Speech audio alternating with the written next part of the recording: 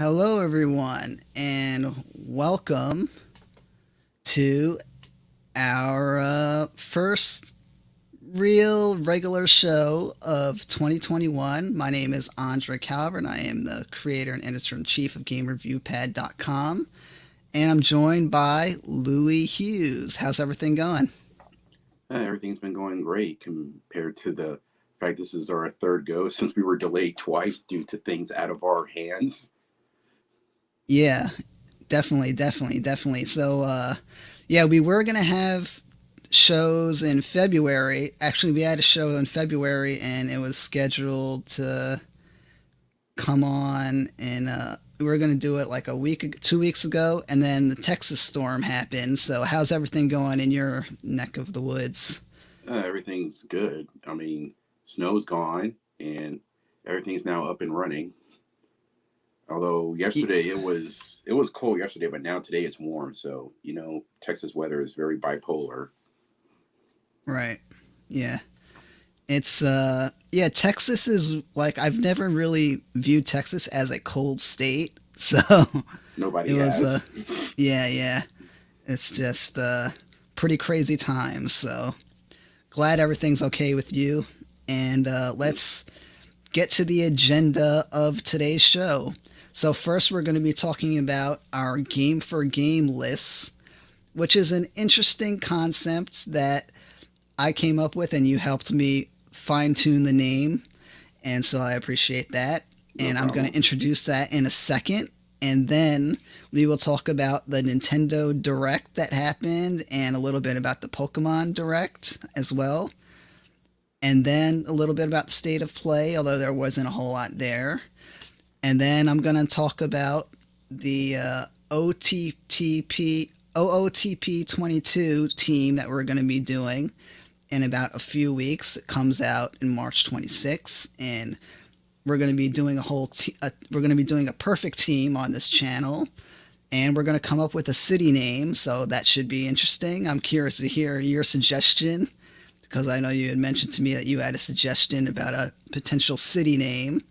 And then we will be moving on to talk about a few game demos, depending on how long we've got. And because I want to keep this show like in the 2 hour range. So we'll see what we get to as far as demos are concerned. But the most important thing is the game for game list. So let me get to this screen right here. So let me introduce what the game for game list actually is first. So I'm I've been following games for a long time. I know you've been following a lot of games for a long time, and the way that we follow video games is we hear about a game and then we hear more features about a game, or we hear whatever it is, our hype levels fluctuate. And so each game that we hear about, we hear new things about it. We hear things that have changed, hear things that have been added. And during the course from a game's announcement to its release, a lot of things can happen. Platforms can be dropped, tech issues can come up. You never really know what can happen. So this is essentially a I came up with the idea because I'm a boxing fan and the pound for pound list, and so I wanted something to be like a pound for pound list for video games, except it's about wish lists and hype lists and how that evolves over time. And so what we're going to be doing is selecting games that we are excited about. These aren't necessarily games that we are guaranteed to play, although we are most likely going to play a lot of these games on our list because we really want to play them. I know I do want to play the ones on my list. And so these are games that come out in 2021 for now, and that they are, if they don't have a solid release date, they are sort of projected to come in 2021. And that's and it includes content updates, patches, DLCs, anything major that wants you to be hyped about a certain game. So I'm trying to think of it if there's anything that I miss here. I don't know. Is there anything that I missed Oh yeah, and so we're gonna be convening. This is a list that's only gonna be adjusted every time we meet because we're gonna have. I expect to have another show roughly in about a month, either end of probably the beginning ish of April. I want to convene again, and or the end of March, depending on your schedule and my schedule. We'll figure out another time to meet. But this list will be adjusted, and whenever a game gets released, it gets removed from the list, and you have to replace a new game on the list. Also, anytime we meet, any one of us can move a game around on the list and drop it off the list if we want, replace it, whatever we want to do, because it's our list pretty much. So that's so it should be interesting. We're going to have it on the site that you can track it. And so this is the March 2021 game for game lists for GameReviewPad. And I'm very curious to see what the list is. And we'll be starting from number 1 and going down, because I think it's a little more interesting to hear the games that are like 5 through 10 ish, because I think there are a lot of games that we might be able to figure out each other's games near the top of the list. But the bottom ones, I feel, at least to me, I don't know how you feel, are a little more interesting. So, yeah. And so we talked about anticipated games in our favorite game show. And you had said No More Heroes. That's why I have it listed at the top, but I don't have it on number 1 because things can change. So, do you want to go first with your pick of your first game for game? Or you want me to go first? Sure, I'll go first. All right, so are you sticking? So, what is your first one? It is not No More Heroes 3 for number 1. Okay, so what is it? I'm curious. It is actually going to be my number 1 pick as of now is actually going to be Monster Hunter Stories 2. Monster Hunter Stories 2? Yep. And what's the projected release date on that? Summer 2021. Summer 2021. All right, so what's it about Monster Hunter Stories 2 that makes you so excited about it? Just the fact that they're actually going for more story based, because I've tried the Monster Hunter franchise. I just can't get into it, but I have props for people that do like the franchise. But I feel that this is the one. I feel this is more of like the lines of like the Pokemon Let's Go, where it's not the game isn't simplified. It's just the fact that this version or this Monster Hunter's sequel, which from my understanding, the first Monster Hunter Stories was on the 3DS, but the fact that this game is basically going to be more very heavily story based and not too much battle based seems to be what caught my attention, considering how I'm basically playing more story based games than any other type of games, just because I don't have the time to play these long drawn out story games, which, like I said, because of that, as much as I would love to play these JRPGs, I sadly just don't have the time for them. So, and the trailer alone just kind of just set my interest very up for it. So that's why I basically had this as my most anticipated game as of now. Yeah, Monster Hunter Stories is interesting. They showed it on the recent Nintendo Direct, I believe, and we'll be talking about the Direct a little bit more later on because I'm sure a lot of the will be might end up being a recap. Who knows, depending on how these lists go. So, but yeah, Monster Hunter Story is definitely a game that is interesting to me at the very least. So. It's definitely an interesting game and a different view on the Monster Hunter games that we've seen before, or the more popular ones that we've seen, I should say. So, my number 1, I'm going to spend a little bit more time talking about my number 1. So, do you have any guesses? Do you think I'm sticking with Path of Exile 2 or going to a different game here? I suspect a different game. Yeah, so this was a switch that I was not anticipating to go to. This was also a switch that I had to really, really think about because when I really, really thought about it, I was like, man, am I really excited about am I more excited about this game than Path of Exile 2 because of what it is, it's the game that I'm going to pick is a game that I was very pessimistic about, but I'm kind of at ease about it now. I'm very at ease, and I really, really liked what I saw. It was long rumored, and it was just recently confirmed, and that game is Diablo 2 Oh, Resurrected. So I'm yeah. going to get into this a little bit here because there's a lot of, pessimism about this game, and it's well deserved because Blizzard has not been a very as good as they used to be, and I get it. I completely get it, But but Andre, you have a smartphone, don't you? yeah, that's one of the reasons why there's a lot of pessimism about it. But I watched the Blizz, and I will say that this probably would not have been my number one if we had done our show prior. So when we had it scheduled before, I would have probably left it off the list just to be safe.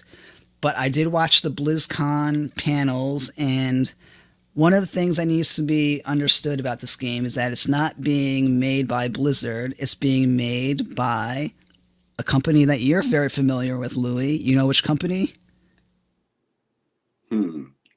Are they wait, is it Panic Button? Nope. It's a company that just remastered a game that was on your honorable mentions list. Ooh. Wait, that's just the only one that's coming off the top of my head.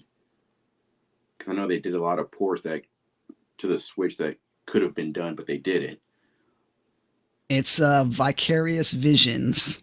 Oh, They did the Tony Hawk remaster, and they also did the Crash Bandicoot remaster. And so they have a good track record. And I was really impressed by their showing at the panel because they were very, it seemed like they understood that this is a game that they can't get wrong. That if they screw this thing up, yeah. it's over for them. so, and the game is actually going to be the engine is going to be the same pretty much. It's just adding better graphics on top of it. And they are making changes. They're adding shared stash. They're adding, it's also going to be a global ladder. It's coming out for all systems. It's coming out for the Switch. It's coming out for PlayStation. It's going to have controller support for PC, and it's also going to have cross progression, so you can load your character on any platform and play it. And it's not crossplay yet. It's not crossplay, and that's one distinction that needs to be clarified. But I'm very excited about this, and also the global ladder is going to be everyone. The ladder is going to be everyone, and it'll come with Classic and Lord of Destruction. And it's a 2021 release, and the game looks beautiful. If you haven't seen the trailer, I recommend you check it out and watch the panel. So I don't want to spend too much time on this, but I do feel there's maybe a little more negativity than is deserved about this because Vicarious Visions is handling it. They do have a good track record, Yes, they do. and and uh, and based on their showing on the BlizzCon panel, it's clear that they understand what their job is. That they can't screw this thing up. And if they do screw this up, they know it's going to be a lot of trouble for them. So they know, they're very aware of how sensitive the Diablo community is, and they've made it very clear that they don't want to change too much. And I know a lot of people want them to change some of the things that are broke, that they didn't like in the original version, which is fine. But one thing that, and this is something that I actually agree with, release the game as it is, as we all remember it, and they made it very clear that they want people who never had a chance to play it, because you got to remember, this is a 20-year-old game. A 20-year-old game. There are people that weren't born yet that didn't play Diablo 2. Think about that. That are big gamers today. So experience what it was, experience what it is, what we all experienced before. It'll have the modern updates of shared stash and sharper item graphics and all that stuff. And then after maybe a year, I'm definitely in the camp of, maybe make changes where it needs to be.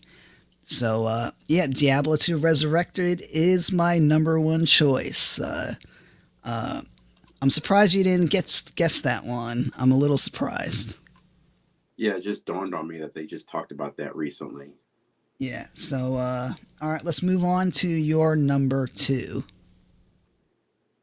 And my number 2 is going to be new Pokemon Snap. New Pokemon Snap. So what's the release date on that right now? It's March, right? April 30th. April 30th? Okay, so there we go. So what is it about new Pokemon Snap that has you all hyped up about it? It's basically the sequel to one of the best spin-off games of the franchise, because I remember renting this for the N64, and yeah, it's just basically, oh, I mean, granted the game is super short, but still you're taking pictures of Pokemon. And back then, when you took pictures, you took your copy of the game to Blockbuster.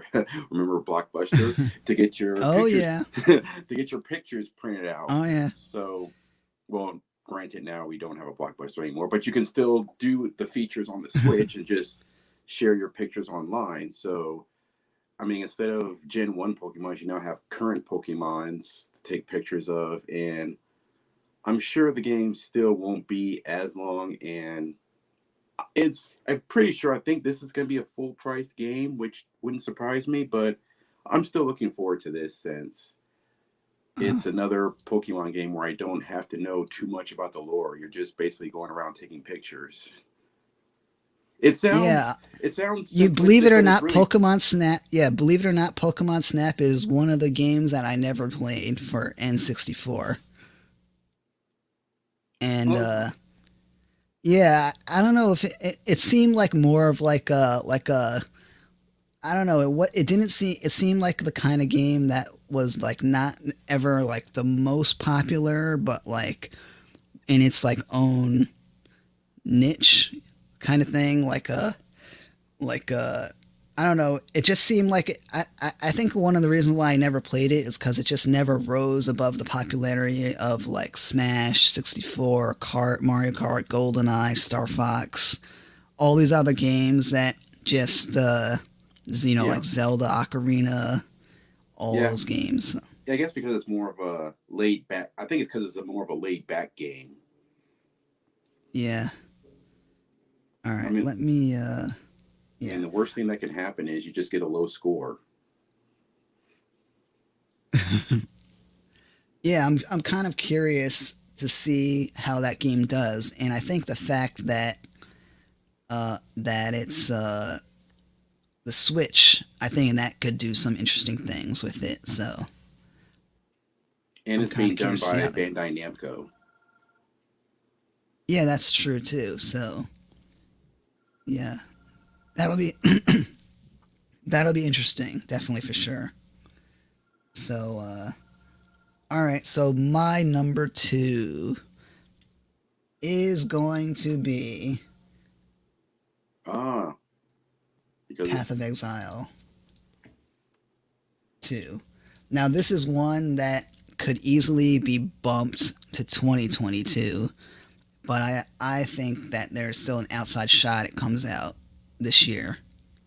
So Path of Exile 2, I'm pumped because they're gonna revamp the skill system and they're going to it's gonna be it's a free content update, and they still haven't announced a whole lot about it, but they have announced enough about it that makes me super hyped about it because mostly everything that they do to the game makes it better. And it's going to be a campaign that, at least what they said already, is going to be a side by side campaign to the game already there. And I'm just very, very excited because I do think that it will make the game more accessible to other players because you won't have to worry about linking items anymore and stuff like that. So definitely a game, and Diablo 2 Resurrected was really probably the only game that could top Path of Exile 2. And I was sort of like, even as excited as I was for Path of Exile 2, I was just a little surprised, like, oh wow, I might have to move Path of Exile 2 to my number 2 now. So I think that's going to be a very interesting game if Path of Exile 2 comes out this year. But, you never know. So this could easily be a game that gets pushed to the side. So, what's your number 3? number three is, you said earlier that we all might have a chance to play these games on our list. I have a feeling that I know I will not play this game on my list, but I still want to play it somehow, some way, and that is Ratchet and Clank Rift Apart. Ratchet and Clank. Ratchet and Clank. Ripped apart. Or Rift. So, uh, so, so what is the release date on that right now? It's coming out Uh, pretty soon, right? June 11th. Oh, Rift Apart. Yeah, Rift Apart. Rift Apart. June 11th. So, what has you excited about this game?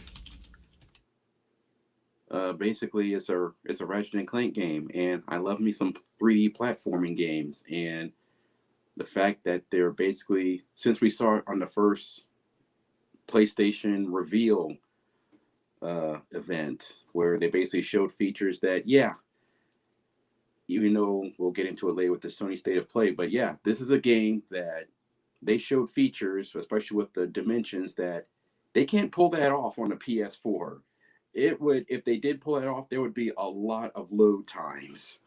So just the fact that it's another Ratchet and Clank game, and all the games to me show off how, basically how beautiful the game can look on a PlayStation console, and that is basically one of my most, yeah, that's definitely, out of all the PS5 exclusives, that is my most anticipated for that, for basically that console, which I still don't have, and I don't see myself getting to probably next year. Right. Yeah, yeah, I'm intrigued by that game too, and I have never played a Ratchet and Clank game, believe it or not.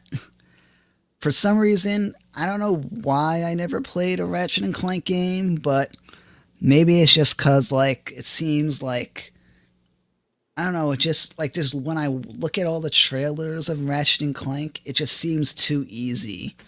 Like there isn't much of like a challenge and you're just flying through the levels, It just, is, it is some, it does have its challenging moments, and unless you want to collect everything, then yeah, it is somewhat of a breeze to get through. but it does have its spike moments. Yeah, the one thing that intrigues me are the characters. The characters seem very interesting, Oh yeah, and the universe itself. yeah, and basically the banter between the two characters is pretty hilarious. They have their moments. Yeah, so that's definitely that's definitely one of those games that I don't know that I would play right away if I had a PS5, but it would definitely be it would be one of those games that I would it would probably be the first time that I'd try out a Ratchet and Clank game Yeah, that'd be a if good I game. had That'd be a good game to start on. yeah. I did, yeah, and like you said, those trailers they showed were very good. You know, when they revealed it, I was impressed. All right, so the next game for me is a game that we're gonna have some content on this channel, and this falls under the category of a content update, major content update, and that's Disco Elysium Final Cut. And this is actually supposed to come out this month. So Disco Elysium is a game that's like a detective RPG, and the original release came out 2 years ago now, and it got a ton of accolades. It was actually one of my most anticipated games of 2019, but I chose not to get it because I wasn't confident that my computer could run it that well. And then and then the 2020 happened, and I got my new computer, and I had my eye on it, and there were so many games that came out in 2020 that I was just like, eh. And then they announced Disco Elysium Final Cut, which is going to add voice acting to the game, and it's going to make it so much more interesting, I think, as long as the voice acting is good, of course, which I have a feeling it will be. And so being able to play that game, and also someone who wants to do like a playthrough of that game so you don't have to strain your voice reading all the dialogue. So that'll make things a lot better. So Disco Elysium Final Cut, March 2021. There's no solid release date. It I guess it could potentially be pushed back again, further back, but hopefully it comes out pretty soon. So I'm really looking forward to it. So what's your number 4? Number 4 is going to be, which was previously my most anticipated, No More Heroes 3. Okay, No More Heroes 3. So why is that your number 4? Basically because I think what plays a huge part in is the fact that it's coming out, I guess, towards the early fall. So I'm still, like I said, I'm still looking forward to playing this game. It's just that, it's being pushed back that far. So my hype for it has somewhat diminished just a tad, but I'm still looking forward to how this story ends for Travis Touchdown. Yeah, I've never played a No More Heroes game, but the game looks really interesting. And part of the reason why I didn't play it because it required a Wii. And did they just port some of the games to PC? I'm trying to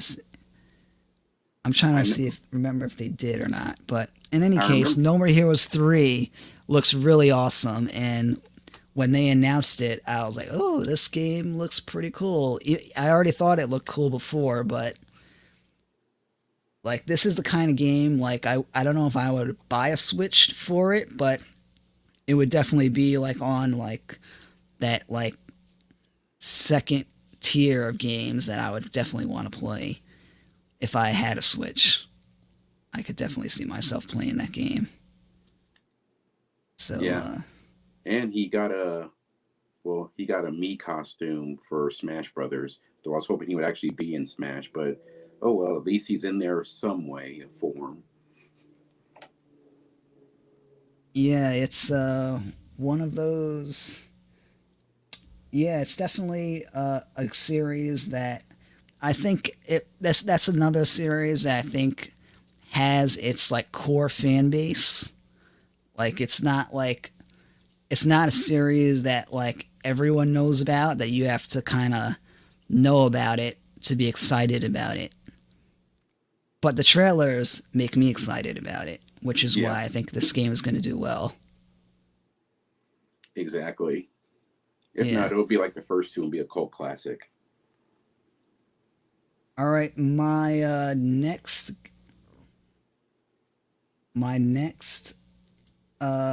game is a game that I mentioned in our favorite games discussion, and it's 12 minutes.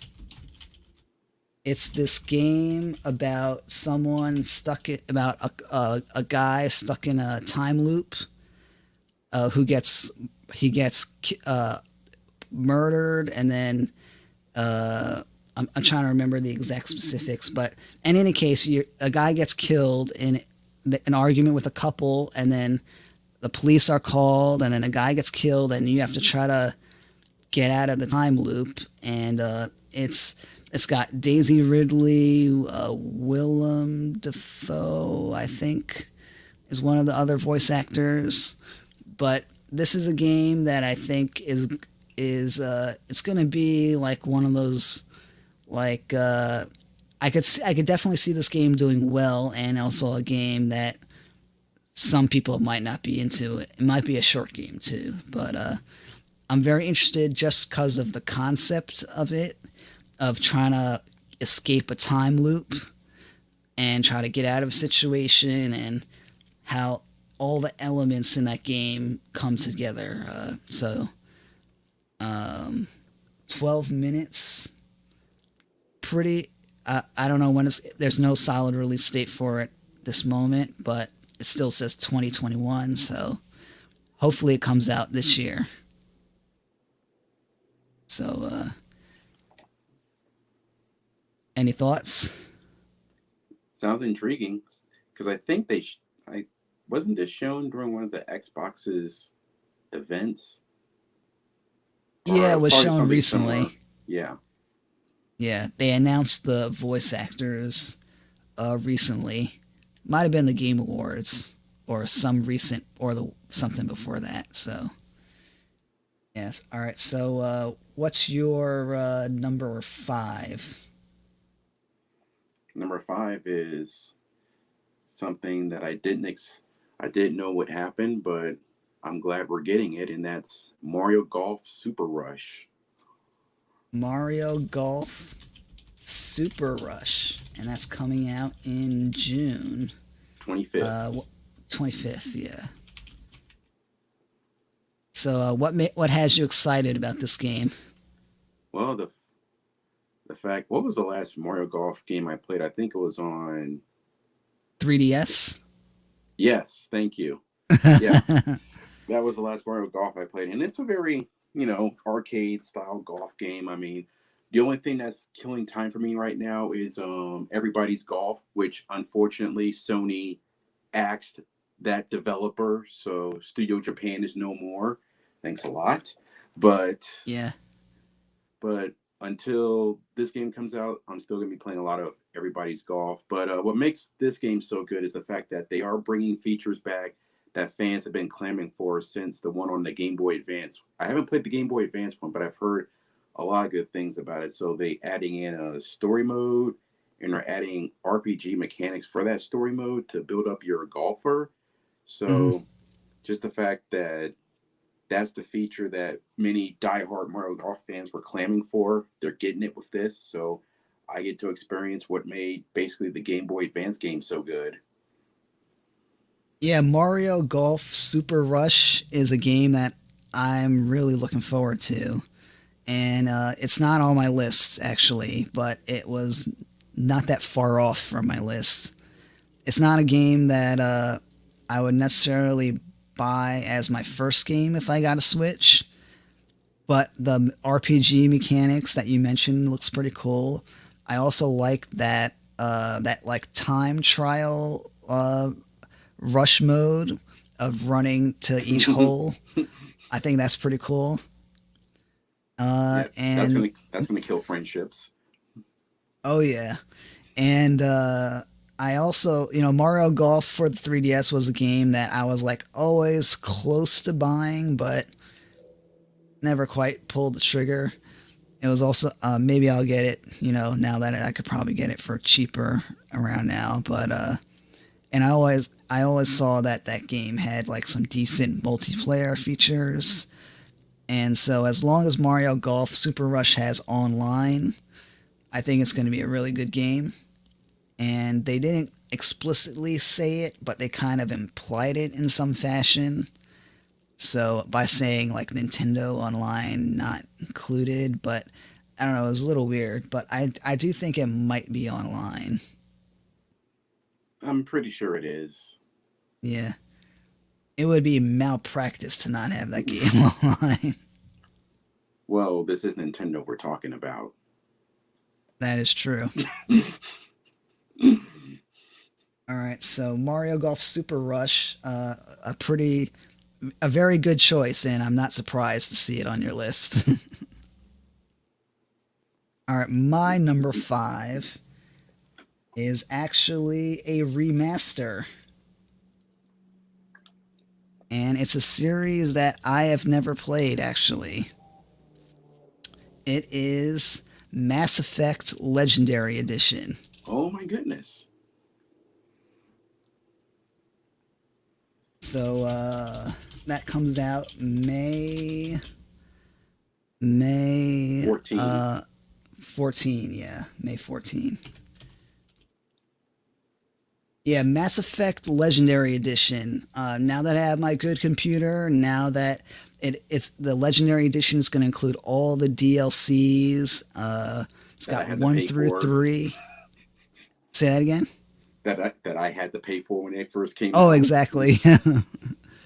Yeah, and I think that this is like what I needed to get me excited to play it. And it's also, this might even be another series on this channel for all we know, but maybe I'll play the first one offline and then do the second one on the channel because the second one is highly regarded. I know that for sure. Very Yep. highly regarded. And the third one had a lot of controversy on the ending. I remember that much. Which you don't have to worry about anymore since that won't be there. Yeah.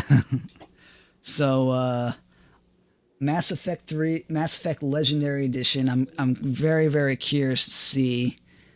I'm hoping that the hype it's worth the hype, and this is a game. This is something that could easily fall lower on my list if I find negative things about it along the way until May 14th. But that's why Mass Effect Legendary Edition is my number five over a lot of other games that may not be remasters. So that might be newer games because I just never touched the Mass Effect franchise, and this seems like what is needed for people who didn't play Mass Effect.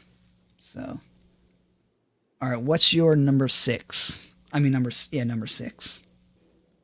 It's gonna be a game, a franchise I never thought I would be able to play unless I imported it, but it's happening, and it's the Famicom Detective Club, Famicom Detective Club. And what's the projected release date? May 14th. Oh, another May 14th. Okay. And so what's in that Famicom Detective Club? It's basically just a visual novel detective game. So basically, just think Phoenix Wright in Uh, that way. Instead of it taking place in a courthouse, it's basically taking place in a small town in Japan where basically a murder happens and then you have to solve that murder and you basically investigate people and to see who the culprit is. So the ending does vary on whether or not you get it right or wrong. And Oh. from my understanding, it was highly regarded as like a very popular Japan only franchise. So the fact that they just said, "Yeah, we're bringing it to the states," that was literally one of those left field moments. All right, one second. Let me engine right here. All right. You still got me, right? All right. Yep. So let's yeah, so Famicom Detective Club, I did like sort of see some stuff about it, but yeah, I'm kind of curious to see how that is because detective games, I'm always a fan of like mystery type games, and I never quite play. I play like a little bit of Phoenix Wright, but not a whole lot about it. But I'm curious to see how it does, how well this does. And let me see. Famicom Detective Club. Yeah, that definitely looks interesting. All right, so ready to move on to the next one? Let's see. What did I have on my list here? This one's a more of a left field pick because it's an indie game and people may not have heard of it, which is why I'm glad that I have this game Hmm. for Game List because one of the reasons why I wanted to do this is because I can put games that maybe people have not heard of and that they can put on their radar and look it up and figure out what it is. And that game is Alaloth, Champions of the Four Kingdoms. And what this game is a detective. It's not. Oh, I'm sorry, not a detective game. It's a top-down dungeon crawler that has like CRPG elements, but it has combat that is like challenging, sort of like Dark Soulsy combat in a little bit, but a top-down view, and it's got RPG elements and skills. And let me see, Champions of the Four Kingdoms, and this is scheduled to come out uh, 2021. I think I have a release date for it, but it might be embargoed, so I'm not gonna put it on the stream. But it's coming out in 2021, and it's for PC. I don't know if it's coming to the consoles eventually, but it's one of those games that I think could be very interesting if it's done really well. If it combines those top-down elements of like Diablo and looting with a very challenging combat system and a good storytelling associated with it. So, Alaloth, Champions of the Four Kingdoms, comes out 2021. And have you heard of this game? No, I haven't. So it's a good thing you brought it up. Yeah, yeah. It's definitely flying under the radar. But I actually did a trailer impression of this. Maybe it was last year at some point. But I'm probably gonna do more trailer impressions of this as it gets closer. So the next one for the number 7 for you is what? Uh, Here's a hint. You put it as your number five. Mass Effect Legendary Edition. Mass Effect Legendary Edition. So yeah, I thought that this might enter on your list because I know that you're an Xbox person, and this came out on Xbox. So I can't say that I'm completely surprised that it's on your list, but I'm very glad to see it on your list that we have at least some crossover. So why is this on your list? Basically, just because supposedly since this is it's a remaster, so and it's a trilogy. Even though I technically have the trilogy, but separate, this is all I guess going to be all in one box, and it'll be fun to go back and basically play the. Now that is a franchise that I know I will have time for, but I think the only difference will be when I played it for the first time, I didn't have as much going on with my life, so I was able to do all the side quests and everything. I was basically able to 100% all three of them. This time, not so much. So I'm not sure if I'll be able to 100% the game again as I did previously, but it'll be fun to see like what enhancements they've made to the game. And I'm debating whether, even though I did play the trilogy on the 360, I'm debating whether they either get it on the Xbox One or just get it on PC. So that's going to be the main PC. difference. You can never go wrong with PC. That's But the answer. well, I can plug in my PC controller for PC. So, well, Yeah. I'll I'll see. I'll think about it. Unless you have one of the new Xboxes. Oh no, I still have the, as people call the VCR Xbox One. Yeah, so you should I think you're better off just getting PC and seeing how it goes. Well, I did luck out on getting PC of Cyberpunk over Xbox, so let's make it two for two. All right, so my number 7 is a game that I think some people have forgotten about, and it's supposed to come out. I think it's going to come out this year. The trailers for it have me excited. I didn't play much of the first one, but I think I will play the first one, and that is Psychonauts 2. You're right. I completely forgot about that. Yes, Psychonauts 2. Jack Black is going to be having a song in there, which I think could be a little interesting. And, Psychonauts, I think this game is like one of those games that is gonna be like creeping on people. It's like, oh wow, Psychonauts is here. It's really good. All these other games we thought we knew were coming, but Psychonauts, just happens. But Psychonauts just arrived suddenly, and we like the game. I think this game has a lot of potential. I love all of the animations shown in this game, and the platforming seems really cool, and the storytelling looks like it might be really cool too. So, I just can't wait to see what this game has. And the only reason why it's not higher on my list is because they really haven't talked much about it. They just showed us trailers, so like some like general trailers and not a whole lot of like gameplay related stuff. So this is one that could easily move higher on my list as time goes by. Psychonauts 2. And what's your number 8? Number eight for me is going to be Halo Infinite. Halo Infinite. Halo Infinite. And that's fall 2021, right? Yep.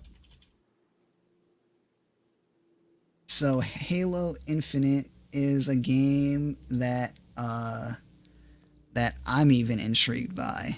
So what's making you hyped up about this one? Basically, from what we saw when we first watched that Xbox conference about basically when they showed the gameplay, that it definitely looks like they're going back to the roots of Halo 1 when it comes to basically basically how open world it is. Even though Halo 1, it was pretty open world, it was still linear, but it felt open world as by how big the environments were. So I am happy that it looks like they are going to that, but let's face it, people don't care about the story, they care about the multiplayer. So I feel And that's what's gonna it's going to be be, free, right? I think it's going to be free. yeah, that will be interesting as well. Yeah. But I think Yeah. this Hey, might, well, I think I'll well, they say they're making it make sure that it works for the Series X and the standard Xbox One. So we'll see. yeah. It's yeah, it's I've never played. I've mentioned it before, I think, but I've never played a Halo game. But now that I have Xbox Game Pass, it's one of those excuses to play Halo for me. For Well, me, they it's have. mostly about like priorities. Like, all right, well, there are other games that I might prefer to play, but Infinite could be a good entry point. The only thing that has me a little concerned, and I actually have this on my like waiting list. A sort of I'm sort of hyped about it. Is that it was delayed and it was delayed like a year, which is I'm not quite sure what to make of that. Well, you can get a So lot done in a year. yeah, but it's also like the cynical part of me is like, oh well, they didn't quite like they like messed it up somehow, and now they have to like redo it, or like there's like something else going on there. So I don't know. Whenever I see something delayed that much, and then there's no like huge explanation about it, it makes me a little concerned, especially when they had previously like announced a release date for it, like a ballpark release date for it. So um, I'm Oh yeah, curious to see how it turns out. they pushed it back because of the oh so positive reception it got. It's like your responses to this was so positive, we're gonna delay it a year to make it even better. Yeah, so I'm curious to see what it turns out to be, but it could be the first Halo game I try out. Could be maybe the second or third game I try out, but I think I will try it out at least when it comes out. And it's definitely the game that might move a few Xboxes off the shelves. I don't So know about that because it is coming to PC. yeah, that's true. That is true. Speaking of, the Master Chief Collection is on the Game Pass for PC. Yeah, yeah. All right, so my next game is another game that I think that people may have forgotten about. It was shown a few years ago, and it's a game that I was excited to see, but they haven't really given many updates. But it's still in development, and it's probably gonna. I think it might come out this year. But it's also a game that when I first saw it, I was a little skeptical that it would come out in the current in the PS4 or Xbox One generation because of how well it looked. Although I wasn't obviously not concerned about it on PC, and that's Skull and Bones. Oh yeah, Yeah, that's a forgotten game on Ubisoft. So that's where I found that game. That's where they showed that game, and we haven't really heard much about it. But ship combat looked pretty interesting. There are a lot of games, experimenting with ships lately and ship travel and ship like there are some Steam games that I see that have ship related stuff. So, but Skull and Bones seems like really high quality as far as what they showed before. And the only reason it's not higher on my list is because they haven't really shown much else. And sort of like I mentioned just with Halo, like not a whole lot of updates about it. And I don't know. My hype level has sort of dissipated slightly, but I'm still interested in seeing what it is. So, Skull and Bones it is for my number 8. What is your number 9? number 9 for me is going to be maybe this is a game I could hopefully finish, and that is Legend of Zelda Skyward Sword HD. Ah, The Legend of Zelda Skyward Sword. So why did you not finish it before? And Be- what's the release date? July 16th. July 16th. So why didn't you finish it? Because of the controls. Yeah, the Wiimote. Yeah, I mean, I was fine with it in Twilight Princess, where all you did was just flitch the remote just for Zelda or for Link to use his sword. But but yeah, just I mean, I can understand what they were doing with Skyward Sword, where you had to move the Wiimote in a certain direction for Link to swing his sword. But it just got to a point where, okay, this is getting tiresome. I could have easily defeated this enemy if I just used the standard controller. And during that presentation, they did state that even though you can still use the Joy Cons for motion, but you can use standard controls and just use the right analog stick for the sword directions. So I Yeah. said to myself, okay, this may be the reason I'll get back into it. Because I think I played, like, I think 5 or 6 hours into it on the Wii and then just stopped. So I can see this, just because of this feature, I can see myself hopefully finishing this game. And surprisingly, this is going to be the first Legend of Zelda game to run at 60 frames a second.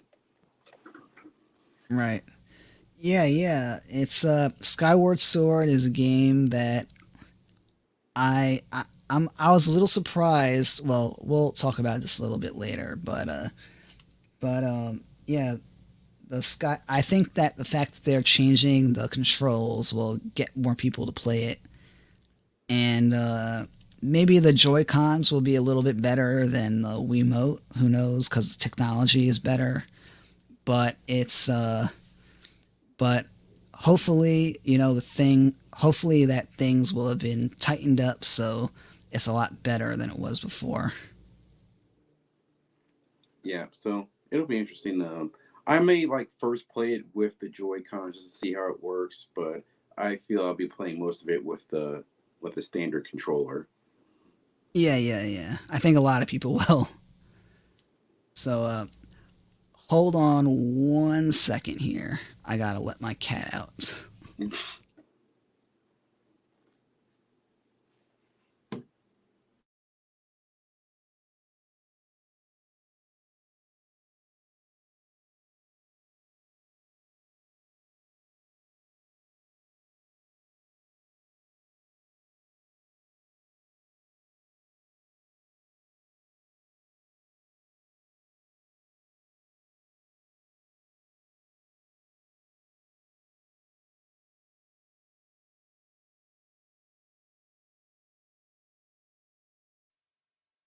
All right, back to business here. So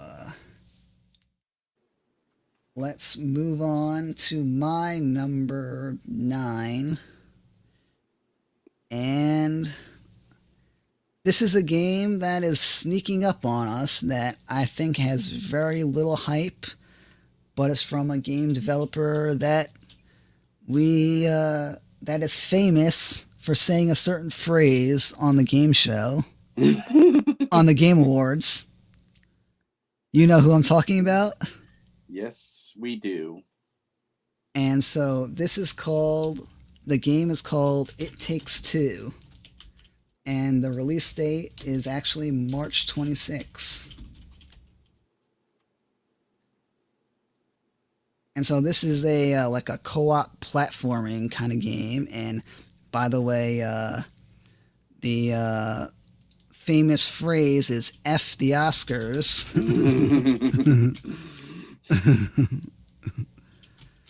It's I want to make sure I get his name correctly here. Joseph Faris, and he and this is so this game is interesting. It Takes Two, and It Takes Two is a game where it's similar. It seems like it's similar. It's different, I should say, than A Way Out. A Way Out was the previous game, his previous game, and it was like a prison break kind of game where people controlled things and where it was a game where like one person controlled one prisoner and another person controlled another prisoner, and so this one seems like a platformer kind of game, and you could do puzzles to get there. A lot of puzzle solving, and It Takes Two. And so I'm really looking forward to this. But I actually saw that they're gonna have this special thing where if one person has a copy of the game, then you can invite a friend to play. I don't know which if is you saw good. that. Yeah, Yeah. yeah, yeah. So maybe this is a game that we'll play together. If you What get it, if platform? you on PC, maybe not right away, but it's also a game that may find itself on EA Play by the end of the year. So So it's not it's on consoles. It's just PC it only. is on consoles. It's on Okay. consoles. Yeah, yeah.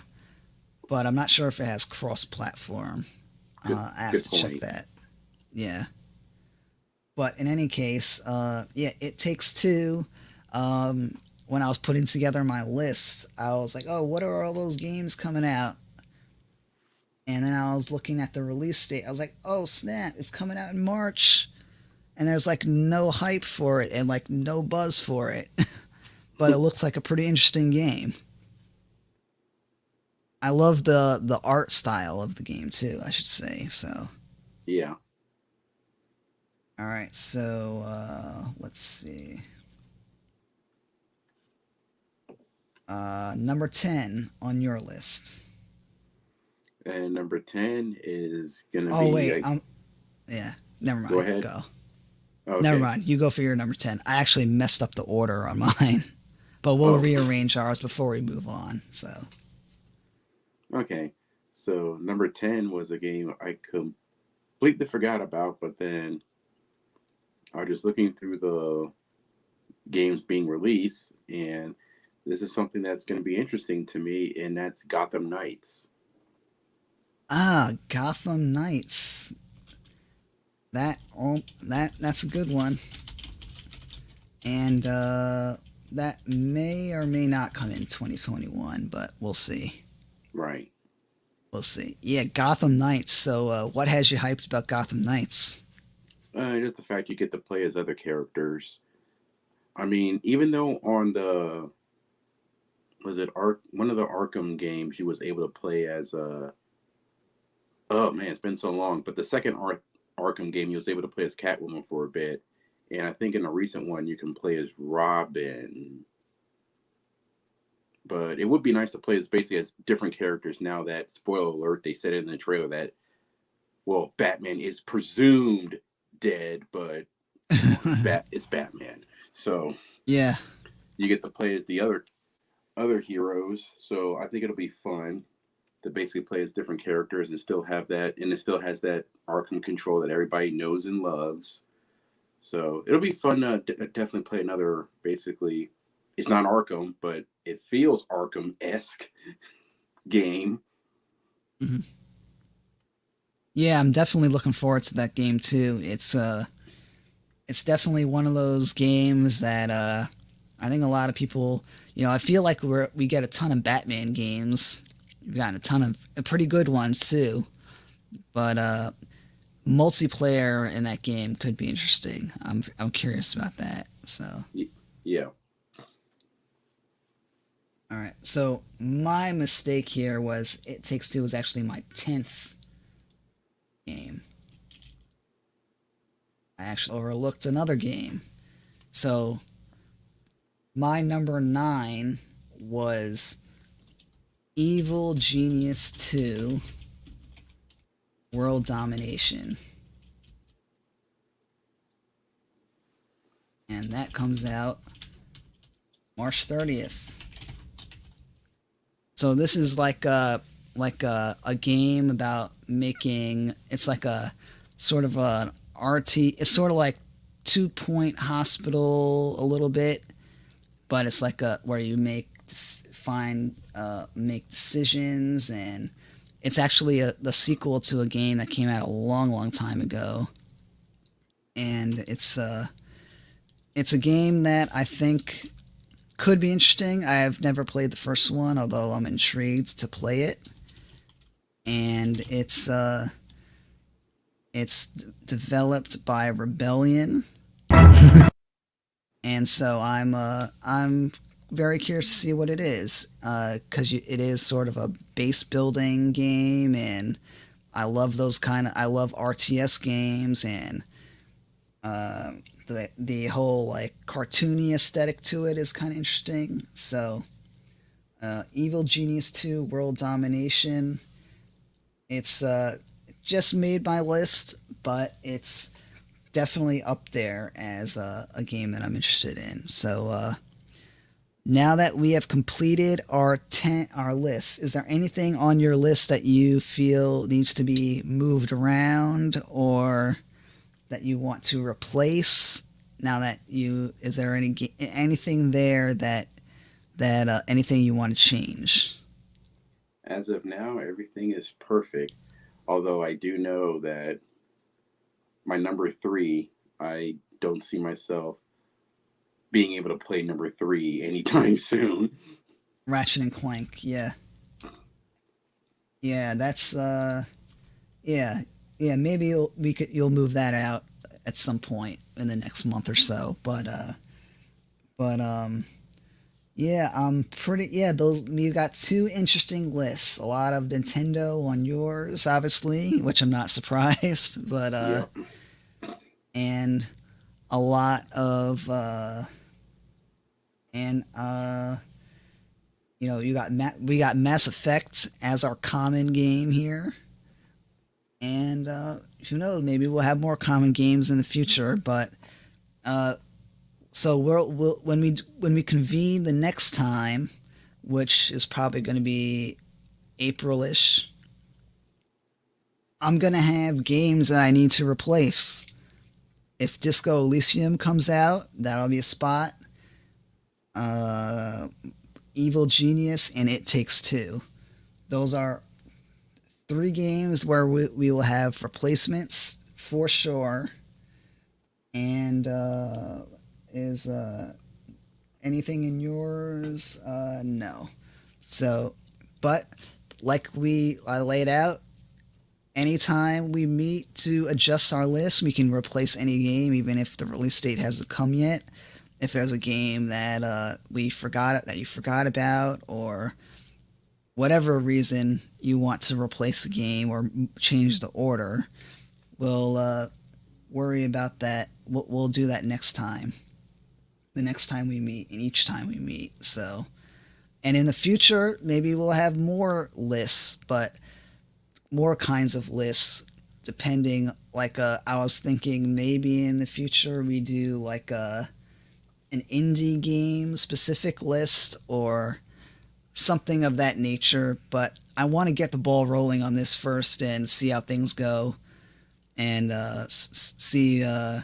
make sure that we can keep up with this pretty well enough before we add more to the mix. So, yeah, game for game lists. We'll have it on the website, and you'll be able to follow along and see what moves up, what moves down, what gets dropped, and yeah. So that's the game for game lists, and like I said, no solid guarantees that we'll play every single game or do a review of every single game, but high probability. High probability. All right, so yeah, that's it for the game for game segment right here. So let's move on, shall we? All right, so you need to take any breaks or anything before we move on? Oh no, I'm good. All right, so let's move on to the. All right, I'm gonna exit out of the game for game list. All right, we got that locked in, and I will update the website as needed. And now we'll talk about Nintendo Direct, your favorite subject. So a lot of games on your game for game list that were shown in that Nintendo Direct. Some new ones like Mario Golf Super Rush. So uh, just to recap the Nintendo Direct, we might not spend a ton of time on it, but because we did talk about a lot of the games. But what was your reaction to the Nintendo Direct that was recently? It was a pretty good direct. It basically there were some, like I said, that um, Famicom Detective Club and Mario Golf that came out of nowhere for me, and of course that new Square Enix game, Triangle Strategy, which I'm pretty sure that'll be another good game. That's been pushed back, or that's coming out next year, but they have a demo out Yep. now. Yeah. And of course, the announcement of Skyward Sword, which most people felt that was long overdue. But I mean, I was okay with them not saying anything about Breath of the Wild 2. I figured that would be something they would wait till E3 to announce. And Splatoon 3, that was another surprise, but that's coming out next year. So overall, they showed a lot of content that I was interested in, especially with the ones I just mentioned. Although Metopia, that's another.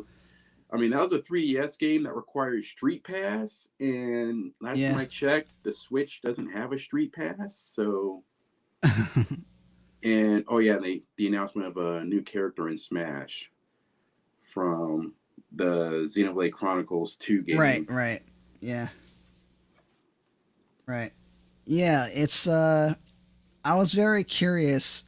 Yeah, I was mentioning to you before, I was really surprised by all the negativity about that because a lot of people were expecting Breath of the Wild 2 news and people didn't get it. And um, I thought that it was kind of unfair, a lot of the criticism towards Nintendo, because they did talk about the pandemic and say how that delayed.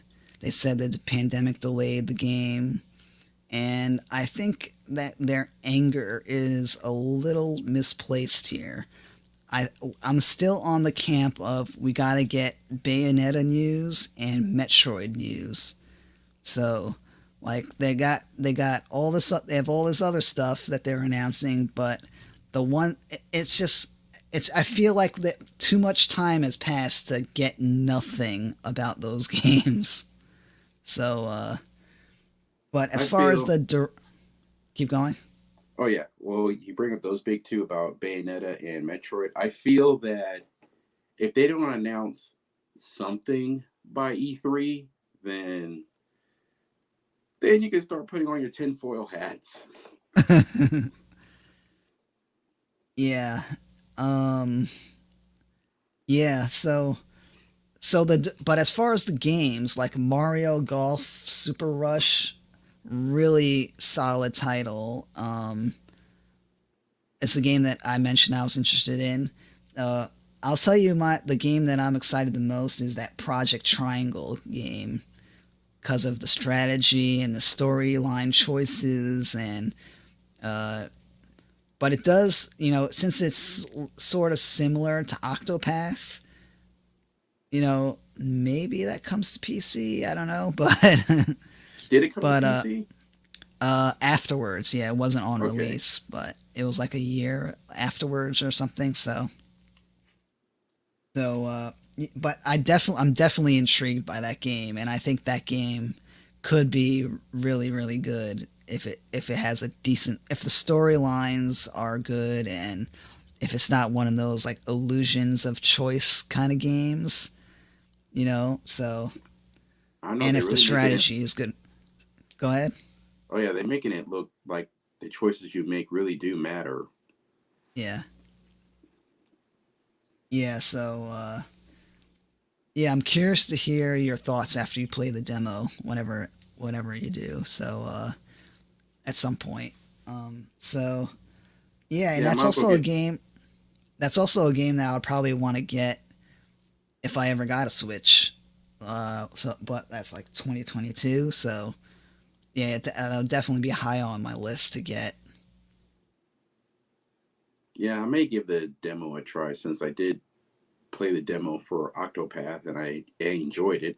I didn't buy it because I knew the amount of time that has to be put Yeah, into that game. yeah, it's yeah. I'm not sure. Yeah, I definitely want to play Octopath, but waiting for that game to have a nice sale on it before I jump in on that. Maybe it gets put on Xbox at some point. Who knows? But on Game Pass at some point. Who knows? But yeah. Also, No More Heroes. You mentioned earlier. Definitely a game that looked pretty cool in the trailer. Also, what was it? Legend of Mana. Yeah, Yeah, that that's game like an looks pretty interesting, and it's yeah, coming to PC too. So, yeah. and Splatoon. Yeah, yeah. What A were you lot gonna of say? just that the basically the Legend of Mana franchise. They're getting a lot of love after being neglected for all these years. Yeah, yeah. Splatoon 3. I'm still one of those people. Like they all look the same to me. Like I see one trailer, I see another trailer. I'm like, oh, like what's the difference here? Like, there. I don't know. I feel like this is kind of the game that you have to play to understand. I don't think the trailers clearly don't do it enough justice to show the differences because it all just looks the same to me. So Yeah, it's definitely you have to play the first two to get like what they changed in the little snippet of gameplay they showed for part three. I could already see like the changes that they made in part three. There were some small changes, but there were enough changes to warrant part three. Because at first when part three popped up, I said to myself, "Wait a minute, isn't it a bit early?" But then I realized, oh wait, part two came out in 2017. yeah, I feel like Splatoon might be Nintendo's like Call of Duty or something. Like, but on like an every 2 or 3 year window. Yeah, because yeah, because of 2020, it's like, oh yeah, 2020 felt like 5 years ago. Yeah. So and Skyward Sword, we just talked about that a little bit, but the Skyward Sword, definitely a game that I would play on a controller, not motion controls. Although maybe I would try it out on motion controls a little bit. Maybe the Joy Cons make it better. Who knows? But And but and as you also mentioned earlier about the joystick directional things, that definitely seems like it could be pretty interesting. Although I could see it putting a lot of strain on your thumb and maybe messing up your joystick. yeah, definitely don't want to buy another one. But oh yeah, And and the fact that yeah, and speaking of I guess the other negativity was the fact they didn't announce anything for the 35th anniversary of Zelda, which I'm pretty sure they will. They know well, they do. that. Well, that's not exactly true because they had that 35th that Mario, the Bowser, the they had that special anniversary. Um, what you call it? That was limited.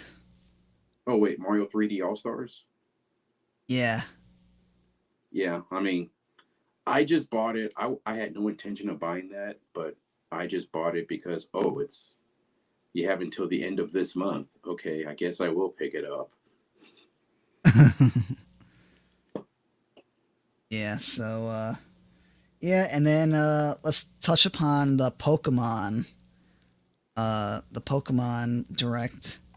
Any thoughts on that?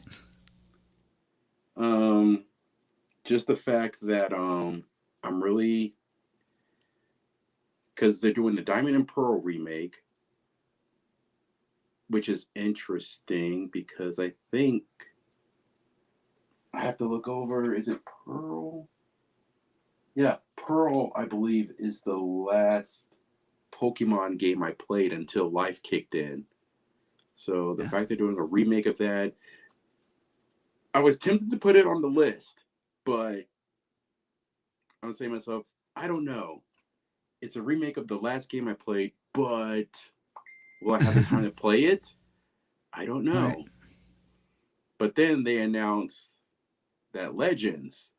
Now that is the Pokemon game diehards have been clamming for the past 5 or 10 years. Like an open world Pokemon game. That's yeah. That is the one that I will without a doubt. I mean, they willed me back in with Let's Go, the Pokemon Let's Go, because it's very, very streamlined. Right. And they're kind of tugging at me with the Pearl remake, but this open world Pokemon game, okay, they got me back on the franchise train. I will do you one better than that. I will buy a Switch for that game. If the hype if they show more about it it's it's and it still looks pretty good and it's not and it's as open world as it appears to be, and if there's I expect it to be multiplayer. But Mm, well, we'll see. if there's no PvP elements, then I won't be as excited, but I'll probably still want to play it. I will say that the trailer they showed had frame rate issues, Oh yeah, and I thought that was a little strange. Um, but I will say, is this the game that might sell a new Switch? that's what it's funny. That's what everybody's talking about because when they saw, well, to be fair, the game is super early in development, Yeah, but yeah, that's true too. Yeah, then again, look at Breath of the Wild. That game still has yeah, frame rate issues. So, like you said, people feel that maybe this and Breath of the Wild 2 could be the. It's like, oh man, we need more horsepower. But wait, horsepower? Why? Let us introduce. yeah, And it's definitely. backwards Yeah, compatible with the Switch. yeah, that's definitely a game that I would want to have a Switch to play. And I feel like that game could get people like me back into the series because I don't know. For me, I always felt like I am still like one of those like Pokemon Red and Blue people, Yeah. and Yellow and Yellow, Yep. but mostly Blue and Red. Yeah, and I always felt I don't know. I always had like whatever for whatever reason I just could never continue with the series after that. Maybe because I just got caught up in World of Warcraft or partially because I didn't have a DS Lite. Maybe that's the reason why, or playing other things or whatever. But I just dropped off after Pokemon Red, Blue, and Yellow. And I feel that an open world game, a really nice looking game, could get people like me back into it. Yeah. And I feel that after the success of the Let's Go, I guess this is how I feel. I feel that after the success of Let's Go, they realize, hey, we've tapped the market into lapsed Pokemon fans. Let's really wheel them in now. Like, oh, Pokemon Snap sequel. Okay. Oh, the remake to the game that you last played. All right. Open world. We got Yeah. them. We got them. Yeah, they're really they definitely have a lot of Pokemon related stuff coming out recently. Even back to like Sword and Shield and like like it seems like they are like all in on Pokemon. Yeah. And then the huge 2017, the huge success of Pokemon Go when that blew up. Yeah. Definitely, definitely. So, is there anything that that we missed that you wanna talk about for the Uh, direct? just when they opened it up, showing the 25 years of Pokemon, talk about a nostalgia train. And considering that I think 80% of the stuff they showed was never released in America, it's like, wait, they released a keyboard for you to type with your DS? We didn't get that. I Yeah, never heard it's about this. I never heard about a wireless adapter for my Game Boy so I had to use that cable. that's true too. It's true too. I still remember that link cable. Yeah, that really tugged at the oh my gosh, I'm old moment. Yeah, yeah, definitely. Um, but yeah, and I feel yeah, that's why I feel like that open world game has to be online because you can't like the Switch is too big to carry around in parks, and it's not like a Game Boy Pocket that you can just carry around. Like you can't fit a Switch in your pocket, and you need easy ways for people to play against each other. So I do feel like online needs to be there. It may not be like MMO kind of online where like you see other people walking around, although that would be kind of cool too. But there's got to be like some like PvP online arena or something like that. So, uh, all right. So let's talk about state of play real quick. State of play. So I watched the state of play. I was not that. I wasn't that intrigued by much there. They announced the big headliner was Final Fantasy VII Remake coming to PS5. And they Free also upgrade. announced, yep, the PS5 free upgrade and the Intergrade DLC, which you'll have to pay for. And it's only on PS5. Yep, that too. That too. So, but it's not enough for me to run out and get a PS5. If you can find one. That's it. That's true too. That's true too. Yeah, it's not enough. It's not enough. The other one they showed, the other game they showed that was kind of interesting was Returnal, Yeah. which was that like rogue-like game with like a story and gun. It's like a science fiction kind of game, and definitely looks good. But I'm still sort of like not sure what to think about it. Like it seems like I've played many roguelike games and I'm just not sure what to think about this game. I have to see it in action before I can get excited about it. But it does look good. It does look interesting. I just need to see more about it before I can get excited about it. And it doesn't make me motivated to get a PS5. I'll say that much. So, and I will say a lot of the stuff they showed in the state of play, besides outside of the Final Fantasy remake upgrade and integrate DLC, was stuff that we had seen before. So it wasn't like there weren't many huge revelations in the state of play.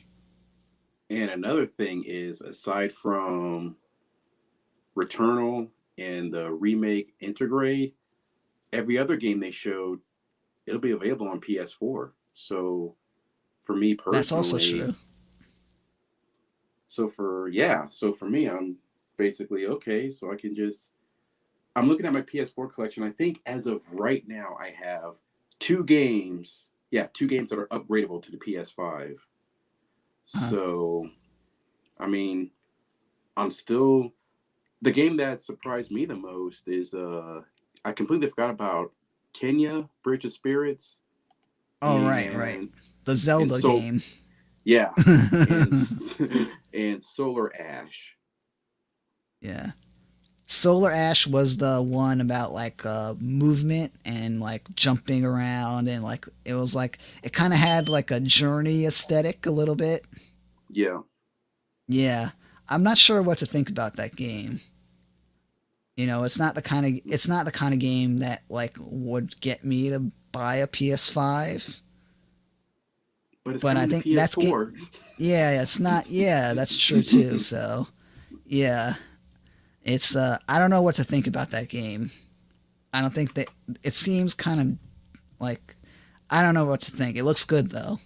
From an artistic standpoint, it looks good.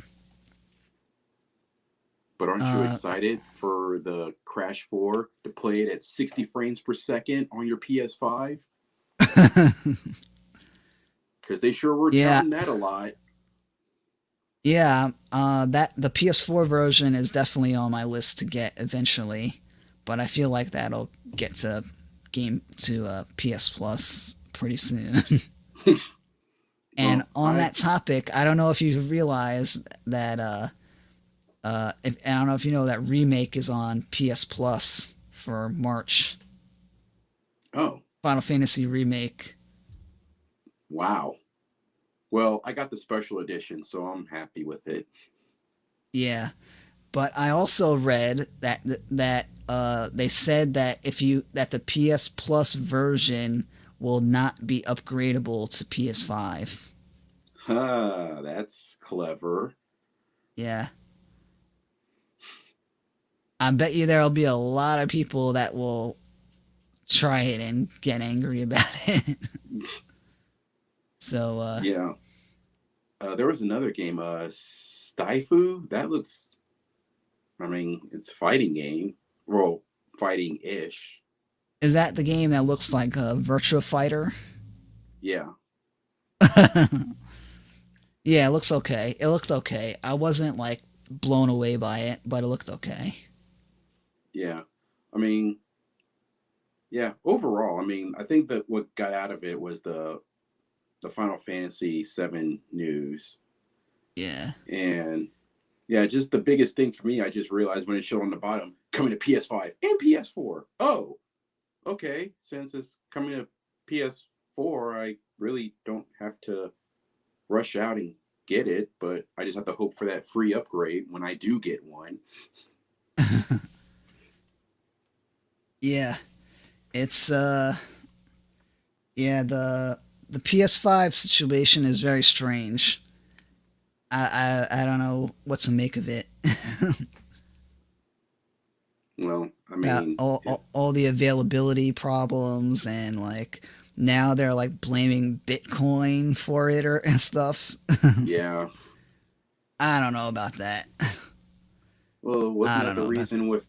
Well, wasn't that the reason why graphics cards were so hard to find? yeah.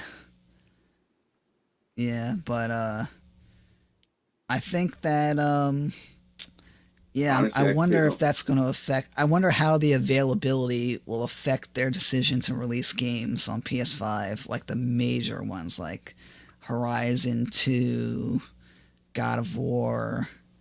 Whether they'll decide to wait a little while until more Uh, people have PS5s.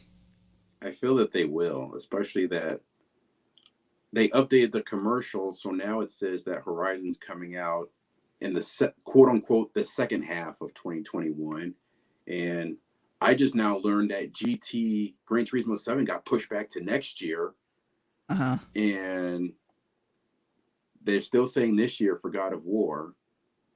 So a part of me is saying, you know what, maybe it's good that I'm gonna wait till Yeah. 2022 to try to look for a Yeah. PS5. Yeah. And they'll probably have a PS5 God of War edition, you know, Yeah, which will quickly, PS5 Horizon edition. Like, you can all of which expect will, all those. Yeah. which they will quickly be bought up as soon as it's Yep. in my cart. Check out, nope, sold out. It's been Yep. 2 years since the console came out. Yeah. All right. So, is there anything else that we missed? And I don't think so. State of play. I think I will say that in hindsight, it's good that we waited till now instead of originally, because everything we would have said back then would have been outdated. Yeah, that's true. That is very true.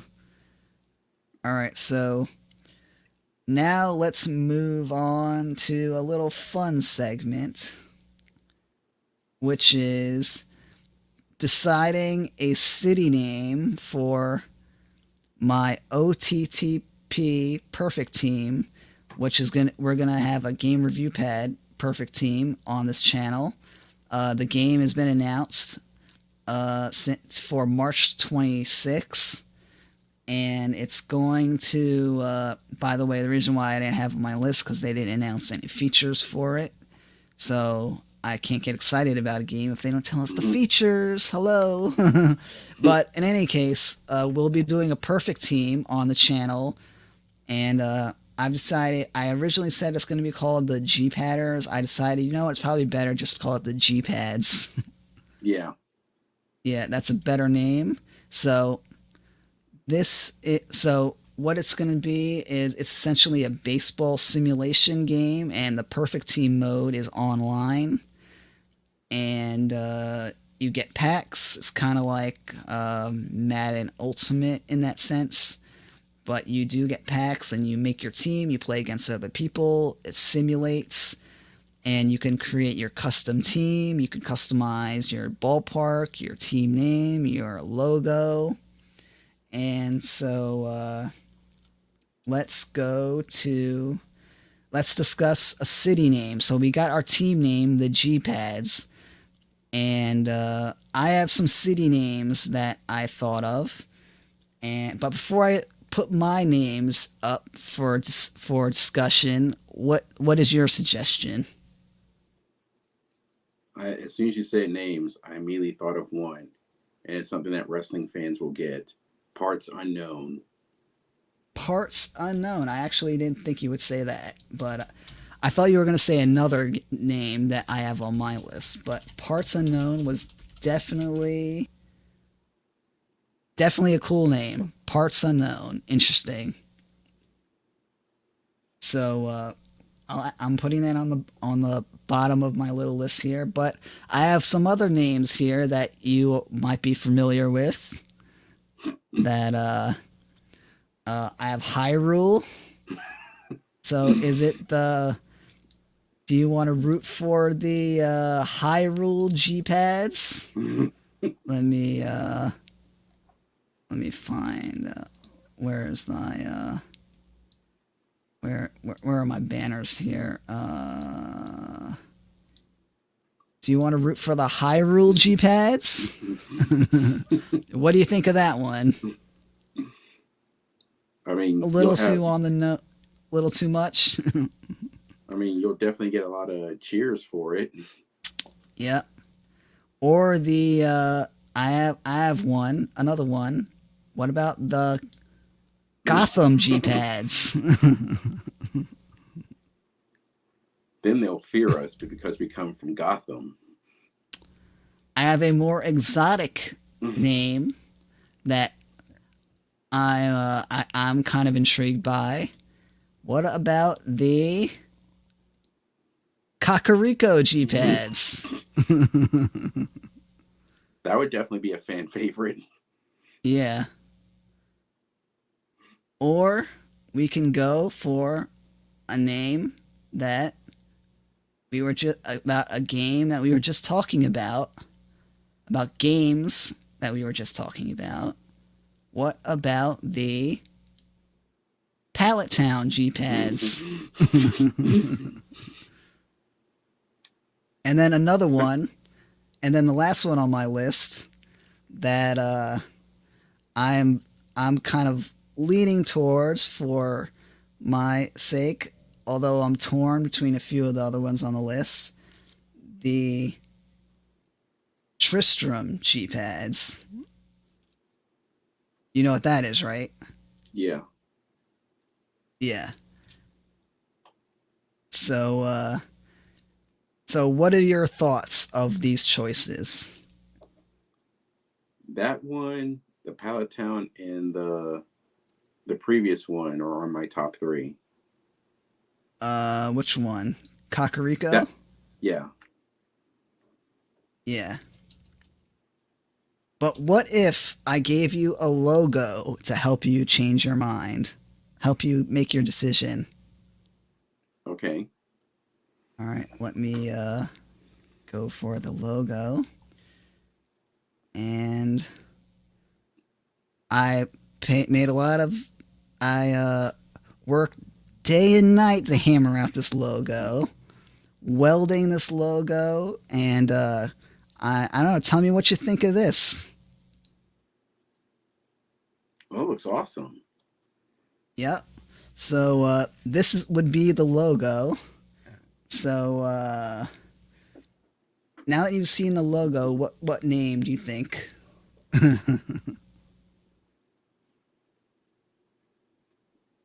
I feel that one works with it. Which one? Kakariko? Yeah. Yep. So I'm thinking Kakariko. Only reason why I'm kind of, yeah, I guess we can go with Kakariko. It's an interesting name. It is a lot. The name is a little long, which is my only concern. My heart is with Tristram, but Kakariko is the one that I like. As I was going through names, like, you know what, might be an interesting name. Hyrule is a little on the nose. Yeah. You know, it's a little too much on the nose. So yeah, that's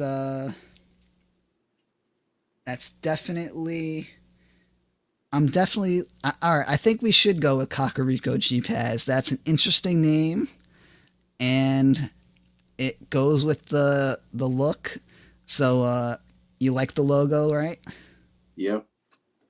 Yep. You like how like all the bases are. So I was like, originally when I was making the logo, I was like, I was gonna put a start button on in the middle, but I was like, yeah, it'll kind of mess it up. And then I realized, oh, you know what? The home plate is kind of the start button. It is. Yeah. I So would definitely pay to see an actual baseball field like this. yeah. So all right. So there we go. We have made up our mind. We are going to be the Kakariko G Pads. So that's what it is. So what I'll be doing is on March 26th, around that time, what I'll be doing is recording some videos about what we're going to be doing and how the uploads will happen and all the parameters of that. Essentially, it will be my intent as of right now is to manage the team each day and then put together all the videos into one, and then the following Monday release all of them in a stitched together video, and it'll be like a full episode of a full season. So I'll discuss that more another time, but we are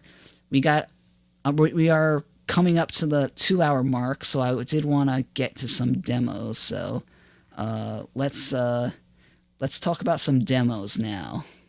Let's go to. I want to begin with a game that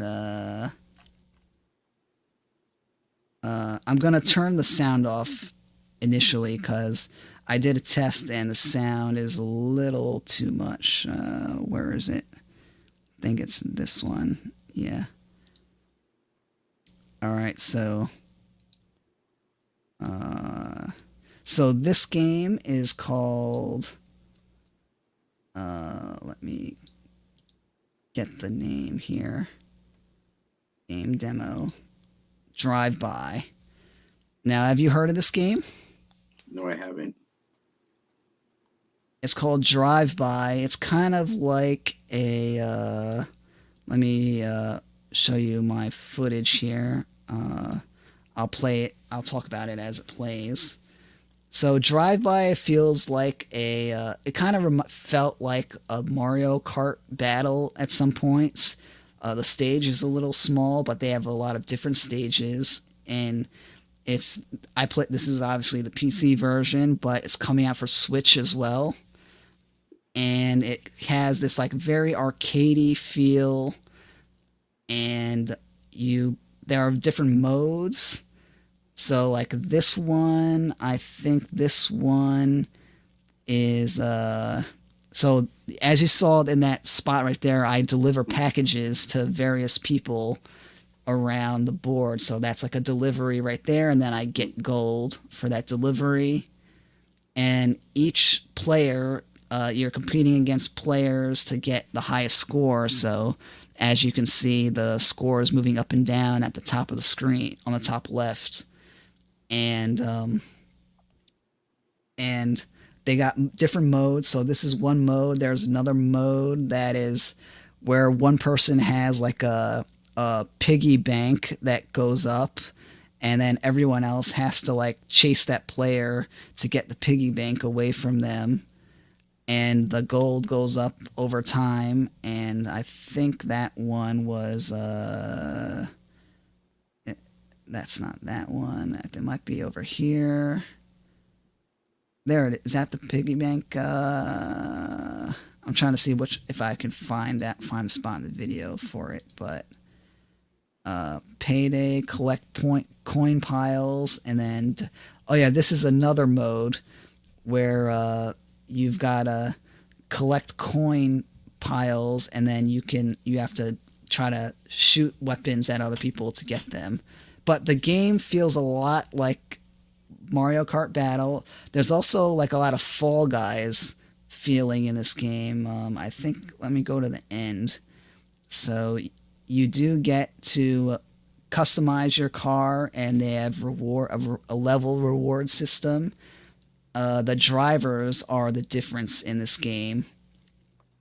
I will say that so yeah, here's the shop. This is like all of those cars have it's all image pretty much.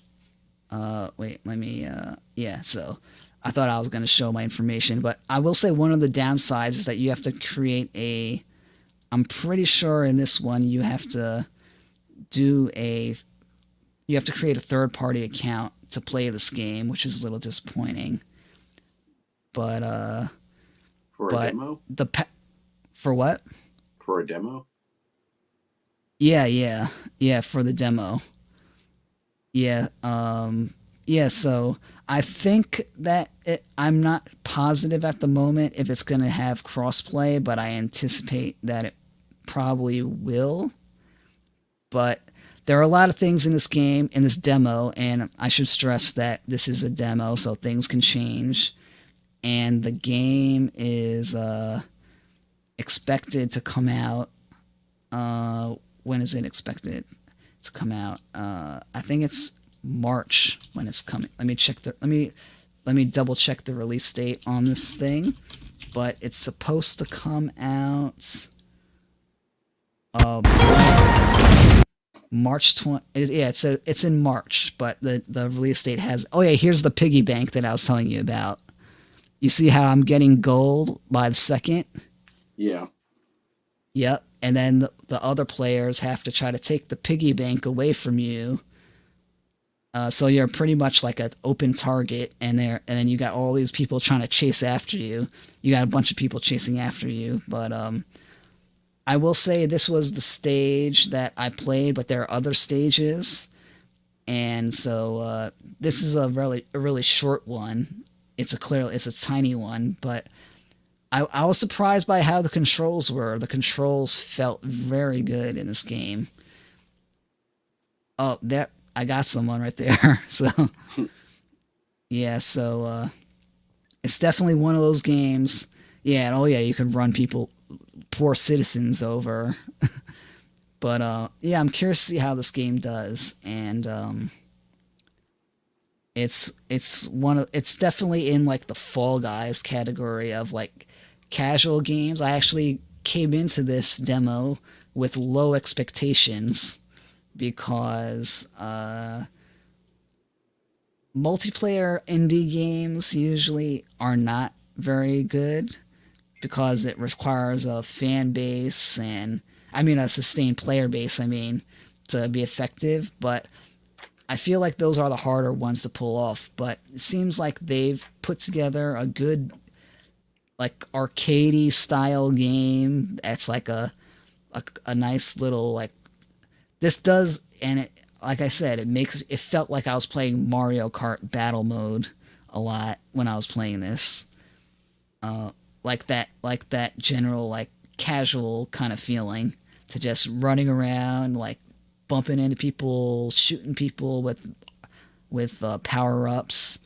But it has its own feel and its own aesthetic, and it's got that reward system that's almost nearly identical to Fall Guys, which is in, I'm not saying as a criticism, but, and you also have player levels, so like there I unlocked like a different exhaust look for my car, and they have different stats for drivers. That's the other thing. So it's not the car that is the difference, it's the driver that is the difference. So any thoughts about this while I have it up?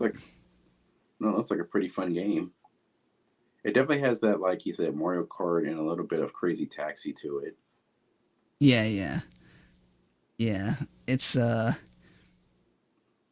definitely. I'm very curious to see how it is, because there were definitely some quality of life issues that I noticed in the demo, particularly in the shop area. But but it could be really good, if it fine tunes itself, if it has a good player base. Yeah, see, these are all the level rewards that you can get. So, and you can also, like, send out emotes when you're playing, which is kind of funny. But and it also has good multiplayer features that you can do, like playing, like creating your own lobbies and stuff like that. So that should be kind of interesting. Yeah, I'm very much looking forward to this one. Another one. Let me move to another game. And this one I was struggling with, and I don't know when it's going to come out. Let me remove this. And this next one is called Skatebird. I've heard of this. Yeah, it's let me put that game demo. Skatebird I had a lot of trouble with because it was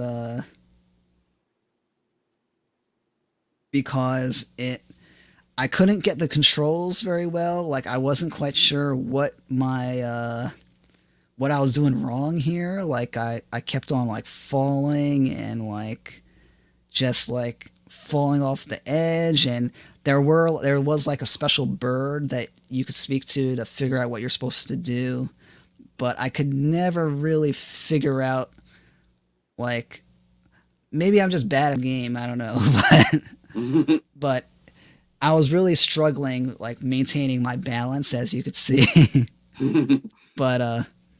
But it does have, like, a lot of, it did see, when I was looking at the controls, there are many tricks you could do and a lot of different things. Also, every time you restart the game, you get a different bird. I got a different bird, which was interesting. I think I will get a different bird. Maybe this was the first segment. Yeah, so this is a challenge that I spoke to a bird, but I couldn't really figure out what to do. So, oh yeah, this is one of the birds I had to speak to get that mission. Now, there's no solid release date for this game, but let me double check right now. Skatebird. Yeah, it says 2021, so no solid release date on this, but I'm kind of intrigued by what it can be, but the fact that I was so bad at the demo, I don't know. So, any thoughts before I move on to another one? Yeah, I mean, it looks fun. It's basically Tony Hawk, but as a bird. Yeah, I have another video of it, but I'm not going to dig through my files right now because I want to move the show along. But yeah, this is definitely an interesting game. It felt very casual, I'll say. Like, I didn't feel like I was up against anything, just my battle with the controls. So hopefully, it was not an issue. For the sake of the game, I hope it was the fact that I was bad at the game. So let me move on to another game, and this is a game that that that I played last year, and it just came out, and it came out on early access and Xbox Game Preview for console. You have any idea what it is? No idea. It is Bytes in Tight Spaces. So this is from, I should say this footage is from June of last year. So this is not representative of the early access version that just released that I'm going to be playing and doing coverage of. But this is essentially it's like it's a roguelike game, a card game where you get various different cards that have different moves, but it has this tactics element of spacing where you have to avoid getting hit or shot with a gun or whatever. And they have a doorway. I'm not sure if you can see it in this level, but in some levels they have a door where and as you can see, you get a card reward, and the card reward you add to your deck, and you can level up the card at some point. So it's definitely an interesting game. Let me see if I could find a level with a door. Oh yeah, I think this is the doorway, bottom right of the room. I think that's a doorway, and you could push people out the door, which is kind of interesting. It's kind of fun. But they have all these little moves that you can do, like backward steps, pushes, punches, uppercuts. And I just love the aesthetic of the game. And this is by Mode 7 Games. They made that game called Frozen Synapse. I don't know if have you ever played that game? No, I haven't. Yeah, it's like Frozen Synapse was it's a top-down tactics game where you could play against like an asynchronous game where like it was a really interesting game. I'm not gonna get into it too much, but it was a really, really fun game. And so Mode 7, so fight in tight space, and so as you can see, you move along this like little area here, and you play until you die, essentially. So, and I got pretty far in one of my runs. Might have been this one that you're watching right now. But, oh yeah, there's a block card right there. A takedown card. What is that? A quick strike card. And they all have values, and so this game also has like that Slay the Spire kind of vibe of upgrading cards and moving along a little like I don't know, like a run, like a it gives you that vibe of constantly evolving and replayability, and I'm very curious to see the early access version. I just got it yesterday, and so I'm going to be playing it, and I'll definitely be talking about this game probably the next show, just to briefly touch upon it. But Fights in Tight Spaces is definitely, I think it might come out this year. They said it might come out this year, but we'll see what happens with this one. I have a lot of hope for it. So, any thoughts about this one? Oh no, it looks very interesting. Yeah, you should definitely check it out on Xbox. See what it, because it's on a console. I was hoping it would be on Game Pass on PC, but one of those things where Xbox got something that PC didn't. The Game Pass for Xbox, so that's definitely so I'll show you the sound a little bit. Pretty nice sound. Yeah. Pretty catchy little beat.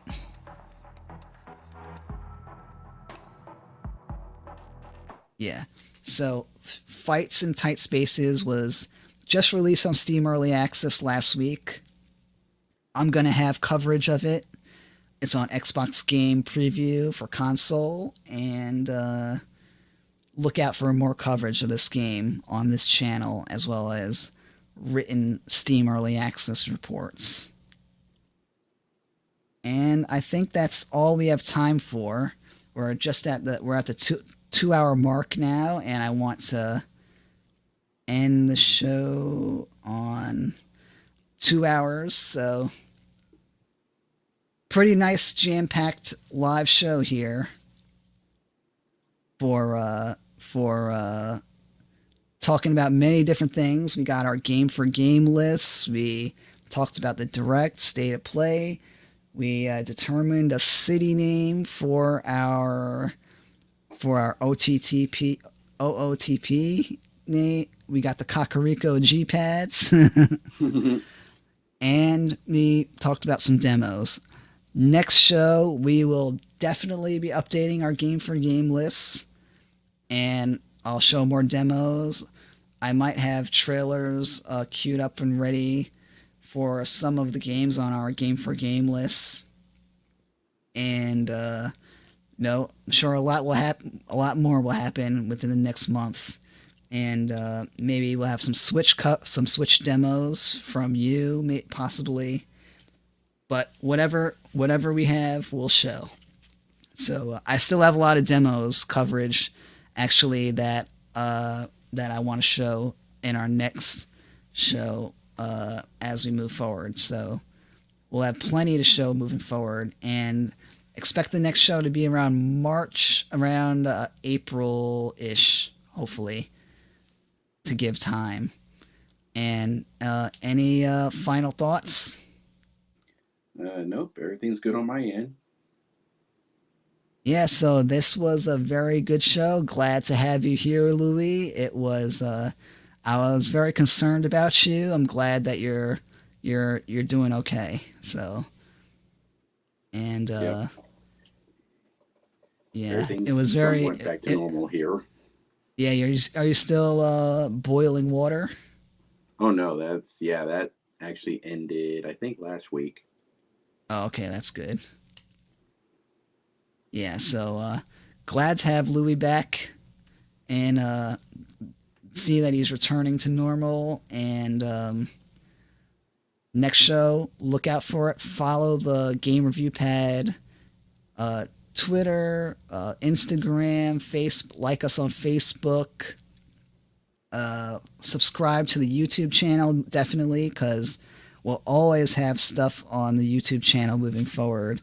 Expect a lot. We're going to be uploading these segments, plus demo, probably stuff that we won't show in our shows, because we're going to be putting so much out there that we might not have time. I don't want the shows to go too long, so definitely subscribe to the GameReviewPad YouTube channel. and visit the website. We're going to be putting more trailers. Since the last show, I was updating the template of our trailer impressions, so you should notice some new stuff coming on the site, and some of the formats might be changing a little bit. And I'm also going to be sharing some Kickstarters of upcoming games that look interesting for you to consider supporting. Because I'm always the kind of person that wants indie games to get their due and make sure that they're not getting overrun by all these giant evil corporations and giant Sonys and Microsofts. Make sure that they're getting their shine. So, and I do have a lot of indie game discovery roundups that I have to do to catch up on. So expect that. And in March, and as I said, the OTTP Perfect Team will be starting likely at the end of March, so look out for that on the channel. So Louis, Big Lou with 2 G's, and right now I have him on the GameReviewPad YouTube channel page on the bottom.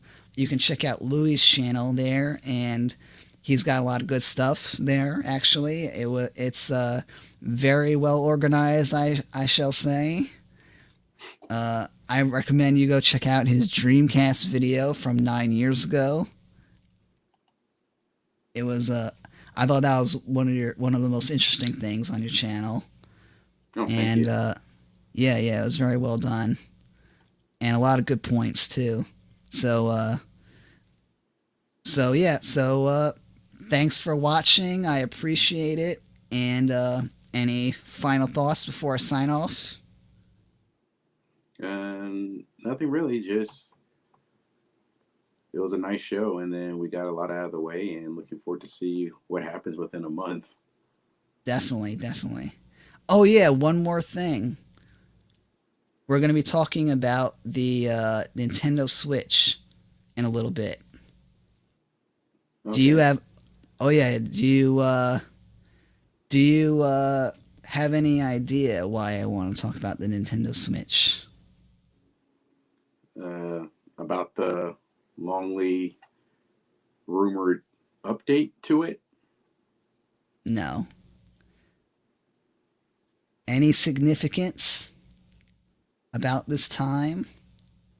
Oh, it's 2017, so 18, so it'll be 4 years old. Ding, ding, ding. So in a little bit, we're going to record just a quick 4-year celebration of the Switch. I want to ask Louis some questions. We'll have it uploaded. I want to ask Louis questions and sort of discuss the Switch really quick. Not going to be too long, but it's probably not going to be longer than like 20 minutes or 15 minutes. And just to pick Louis' brain about the Switch and get his thoughts about the future of the Switch, where the Switch is now, how his Switch is doing, 4 years old. Happy birthday to the Nintendo Switch. And yeah, so look out for that on the channel probably be on Thursday, March 4th. So anything else? Nothing else? All right. It was a solid show. Thanks for watching.